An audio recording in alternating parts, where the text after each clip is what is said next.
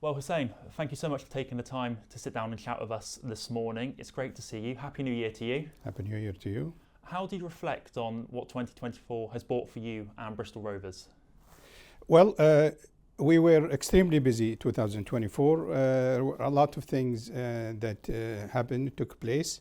Now, some of it already, the fans already know about it, but a lot of it also the fans didn't know about it. The first thing we've done 2024, of course, is that we've taken on the women team from the Community Trust, which they've done excellent job for a number of years and advanced in different areas. Now we have given them all the support they needed, and they're doing excellent so far. They've gone into the round 4 in the FA Cup, which has never been at this level before. So they've done excellent. Continue, Nathan and Deb, they're all doing excellent job. So we hope that they continue that way. Certainly, it's a priority for us, that women team. So that's the first thing we've done.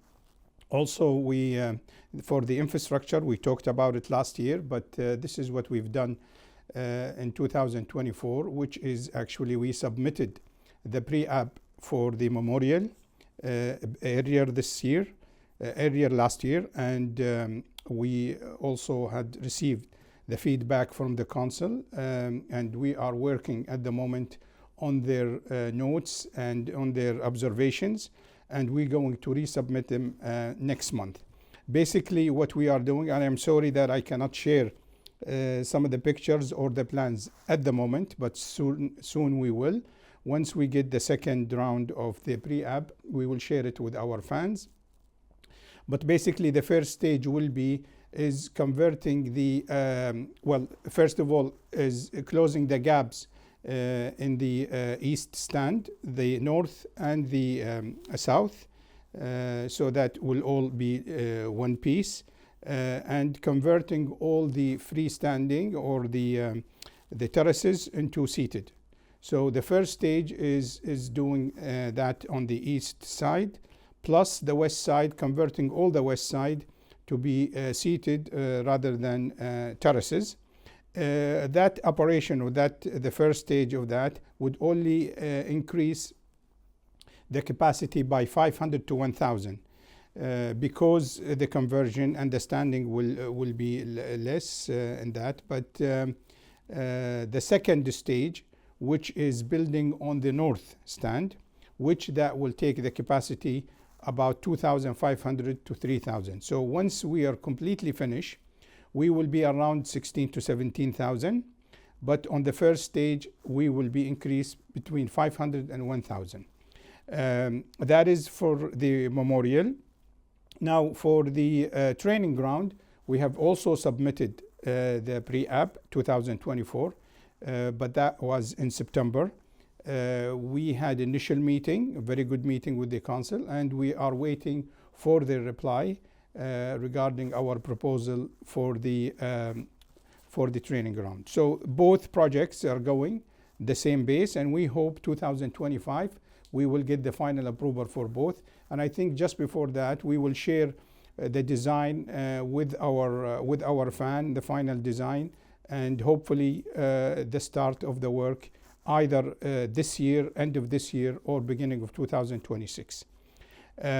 So this is for the infrastructure of the club infrastructure. Now, there is also another point which we did not really talk about it, and maybe our fans don't know about it, which is the human infrastructure.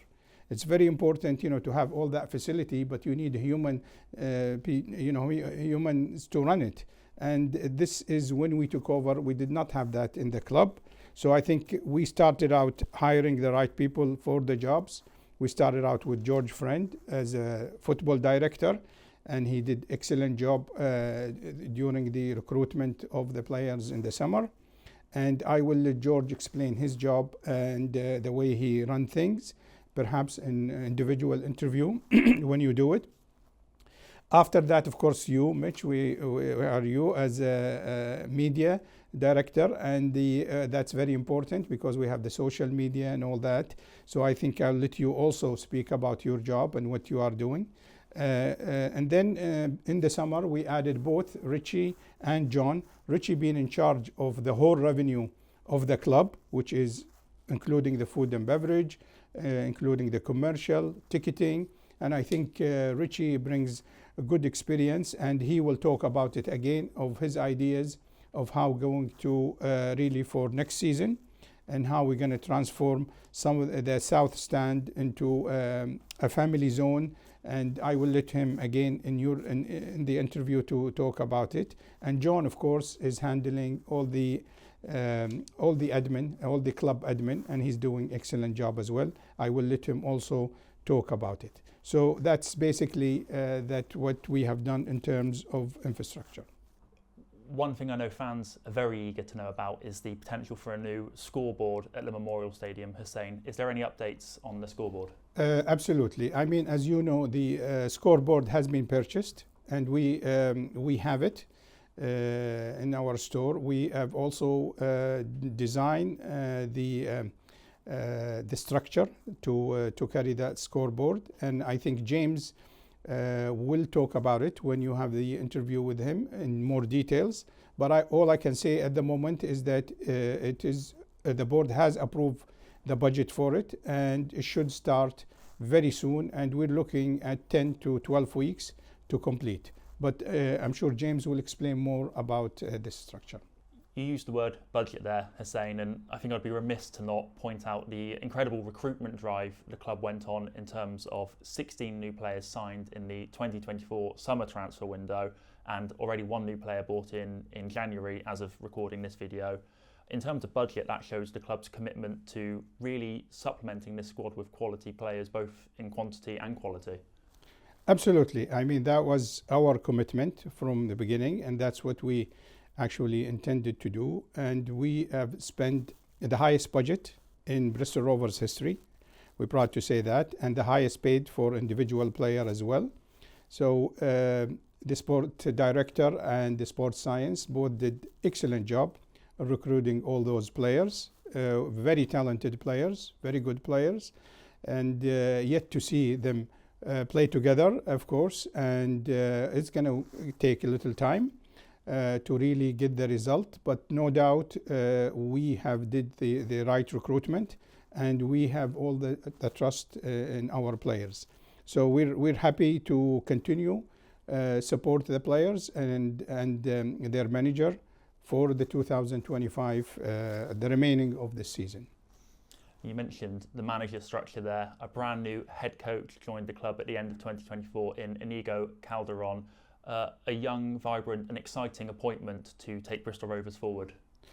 Absolutely. I mean, Caldi is really, we looked at as be the right man coming for this squad that we have for those younger players. He had worked with young players before, and he's very well respected in the field.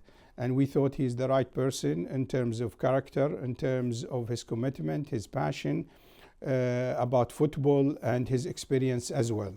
And we think he's the right man to to guide us through the sport science, and the sport directors all recommend him, and we feel that after meeting with him, we feel he is the right man to guide us through.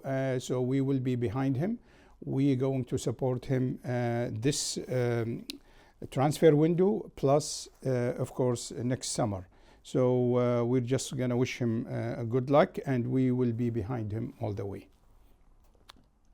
I wanted to ask you, Hussain, about another piece of news coming out of 2024, and that was the news that over the next 18 months yourself would be purchasing the shares owned by Weil at Bristol Rovers.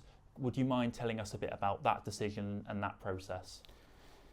Well, this piece of information, actually, we didn't see it coming, and that was a bit surprise for us. I've known Wael since we joined him as a partners, and we really enjoy working with him, and really intelligent and a good person to work with.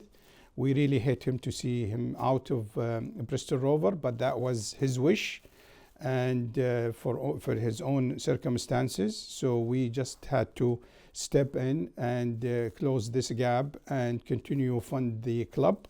And of course, we continue to have Wael around, and he's going to be remaining as the president for a while. And we wish him all the luck. So, in closing, Mr. Chairman, Hussain, 2025 is shaping up to be quite an exciting year for Bristol Rovers and all of us associated with the club. What would your closing message be to Bristol Rovers fans watching this interview today? Well, first of all, I'd like to thank them for all their support and standing behind their club. And I would also urge them to continue support our players, support our team.